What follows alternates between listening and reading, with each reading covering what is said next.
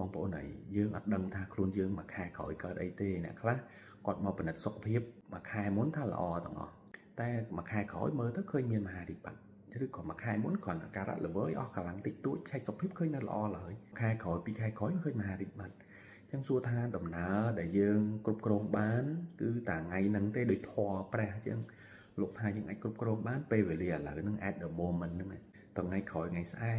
ហ្នឹងយើងអត់ដឹងទេយើងគ្រប់គ្រងអត់បានទេប៉ុន្តែអីដែលប្រកាសគឺថាអីដែលយើងអាចធ្វើបានគឺថាយើងដាក់វិន័យខ្លួនយើងគិតមកលើសុខភាពជាងមុនរស់នៅប្រយ័ត្នជាងមុនហើយយកចិត្តទុកដាក់មួយសុខភាពជាងមុនហ្នឹងគឺមានអីទេក្រៅអំពី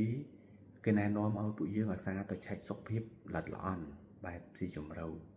មិនសុំមើលតែស្គាល់មើលតែខ្លាញ់ប៉ុណ្ណឹងចប់ទេខ្ញុំនិយាយអញ្ចឹងណាមើលទៅជួបមួយគ្រូពេទ្យជំនាញនៅចិត្តផ្ទះបងប្អូនជួបគាត់ទៅសូមពិនិត្យសុខភាពបែបស៊ីជម្រៅមាន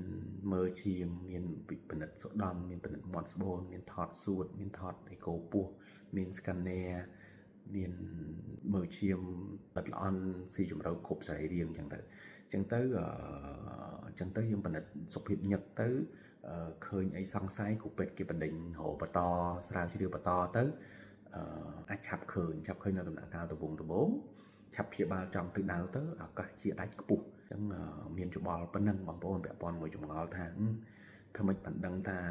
សញ្ញាដំបូងមហារីកមានអីគេខ្លះដើម្បីឆាប់ទៅពិនិត្យសុខភាព